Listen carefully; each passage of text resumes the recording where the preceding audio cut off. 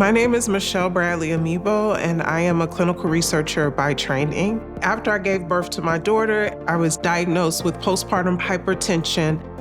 I struggled for months with my weight and my blood pressure, and it seemed like there was nothing that I could really do to help alleviate the problem. And the things that I did before I got pregnant to lose weight and control my health metrics, they just weren't working. It was kind of scary because no one really talks about the risks of cardiovascular disease while pregnant. But something I knew I needed to partner with my healthcare provider to try to find a course correction for alleviating the problem, because cardiovascular disease does run in my family. My mom and dad both had strokes, and then my grandfather had open heart surgery. So heart disease was also something that I knew I had a high predisposition to. After I gave birth to my daughter, I was referred to an internal medicine doctor, and he ended up putting me on a low dose of high blood pressure medication for probably about 7 months. My blood pressure was not going down, and he wanted to actually increase the dosing on my medication. And it was at that appointment where I asked him, was there anything that I could do as far as nutrition and diet and losing weight that would help with my blood pressure? Because I did not want to be on a blood pressure medication for the rest of my life. The biggest change for controlling my blood pressure postpartum was nutrition.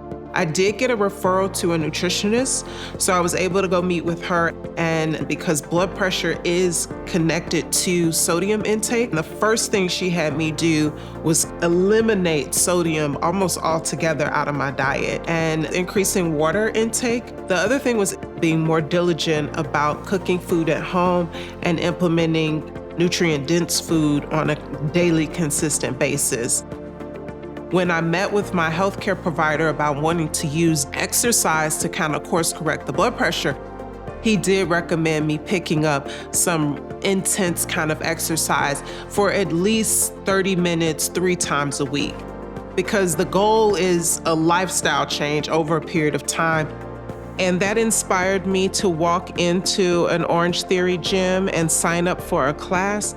Currently, I work out 4 or 5 times a week, and I am lucky to have a personal trainer that keeps me motivated and interested in the routines.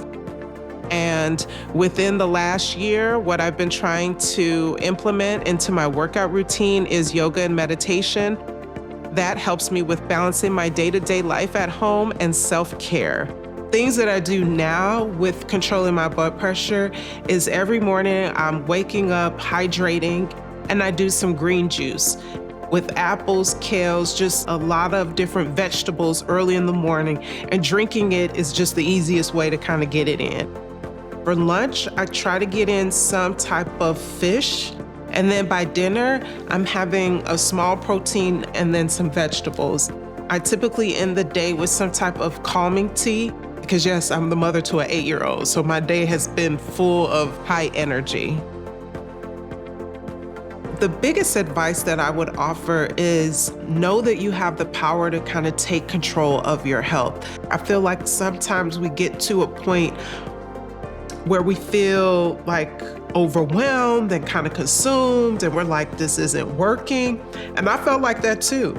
So you just have to keep trying stuff, being okay with something not working. And so as you go through your journey, be okay with failing and trying things that you don't like.